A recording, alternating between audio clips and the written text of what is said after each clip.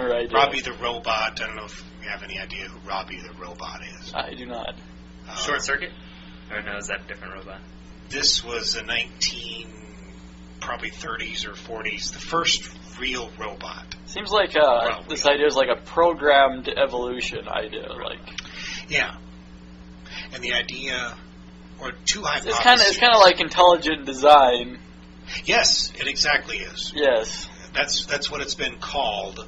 And if you were going to do that, well, is it either by extraterrestrials, which wouldn't, intelligently designed by intelligent extraterrestrials, or is it something that's just, or are programmed DNA things, something that just naturally blows out after a supernova when all the elements start coming together? Yeah, that would be, I don't know. Randomly just kind of forms. I would doubt that one, but... Yeah, maybe. Maybe just a little bit. Well, the two ideas were, so if you're going to seed a planet with DNA sequences... Oh, jeez, I gotta get going. Yes, it is like 6:08, and we are about at the hour. I was just going to keep going until we had about an hour on the recording, so... Oh, okay. We're at 56 on there, so we're right up there, close to the end. We got it. Okay. Do you want to wrap up some stuff? Wrap it up with two ideas. If you're going to seed a planet with DNA sequences or gene encoding, if you're going to use that idea, yeah, the pre-programmed evolution kind of thing, you'd need to infect or populate. You need to get your sequences in at least 50% of the population of anything in order for survival to happen in that population. Was one idea this one proposed. Well, if you're just sending one, are you sending one little creature there, or are you sending? Is there already life on that planet, or? Yeah, I think the idea was that there's already life, and you're going to. Well, no, because I was kind of one would probably be if there was life, and one would be if there to begin with. Yeah. And the other theory was that a better way to do that would be to take over a population. In your gene thing, it would basically be a virus that would live on itself, and it would go out and... Well, like a virus... The flu is maybe a way to turn on our genes, or... Yeah, a virus isn't actually, technically alive. It, goes and it inserts its DNA into... Yes. Other people's DNA, and it kind of reproduces that way, so... So what about every time you get the flu, it's actually flipping little toggle switches on your genes and turning on different... That could be. Because, a virus could probably last in space a lot easier than anything else, because... Right. It's so small it doesn't have to, live on anything. It doesn't do anything until it actually gets inside a cell, so... Are these ideas separate? The human brain, the human-machine interface idea and the genomic SETI kind of... Are they... I was trying to see if I could combine them together. I haven't seen a connection yet between them. Okay. Are you saying between the Borg and between your idea 2 and 3, or between it's throwing out 1 and 2 altogether, the Borg and the Traveler. Okay, yeah.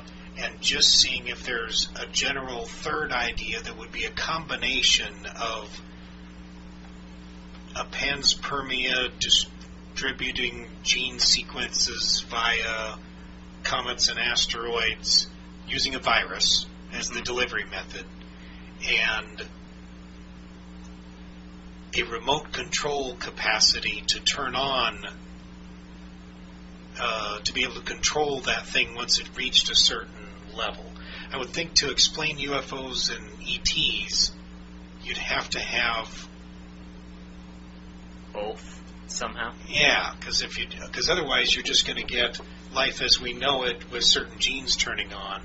You're not going to get extraterrestrials. Yeah. And in the same way, if you just have human-machine interfaces, you've got no delivery method or way of... you have, physical connection, if they actually came here and dropped it off. Yeah, otherwise they'd have to drop all the fully formed automatons and then go back away and use their game controllers to... I could see if you had mastered quantum entanglement and you had incorporated those sort of particles into your DNA, RNA thing, you might be able to control some of the chemistry, assuming they are way beyond advanced than we are. So they could be controlling us right now. And apparently, according to Deepak Chopra, I'm turning on genes in you right now, Kyle, and you're turning on genes in me, switching our man, little... stop turning my genes on. That, guys. Leave me alone. Turn that one back off. Yeah, Kyle. what are you doing here?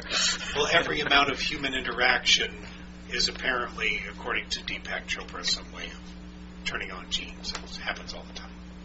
Is that credible? Is there research behind that? No. Well, not that I know of. I do like to hear research backing up claims, just so you know. Just a little bit. Well, I don't know how this ended up with... This is the end product, and the place I started was a video called Deepak Chopra, a YouTube video, Deepak Chopra, Michael Shermer, Chapman University, CHAPMA. Can you find that again and post that on the UNO UFO study group at facebook.com? I will do that. That's where it all or started. Or you can email it at UNO UFO study group at gmail.com. That's it. Is that it? That's enough of a wrap-up. I think that is. That's good. Well, it's not passing full muster here, but it's sort of got some traction. Introduce the idea, yes. We've laid the groundwork for further arguments. Where do you plan to go from here, though? I mean... I guess... Tune in next week to find out. Tune in next week, yeah. Oh, okay.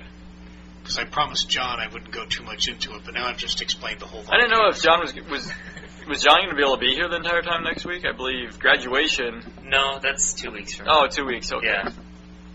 So yeah, I guess we're going to have a good show next week. I don't know, I'm thinking about just wrapping it up here. Wrap it up? I think so. Come up with something different. Let me know. Kyle will... Alright, come back, poke all the holes in your ideas, and then... Yeah. Very good. Watch you cry as you're... I take no offense. Anyways, somebody's got to theorize, right? Yes, thanks to everybody for listening. I'm Kyle Finley. Matt Judah. Steve Snodgrass. And make sure to tune in next week, and you want to give our details for our meeting? Yeah, you can stop in Saturday in room 285 of the Durham Science Center on the UNO campus. We're in room 285 from 10 to 12 for the UNO UFO study group.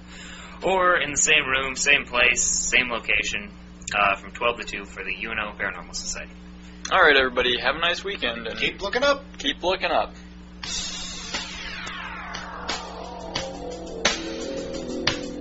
A Monday warrior, mean strive. Today's Tom Sawyer, mean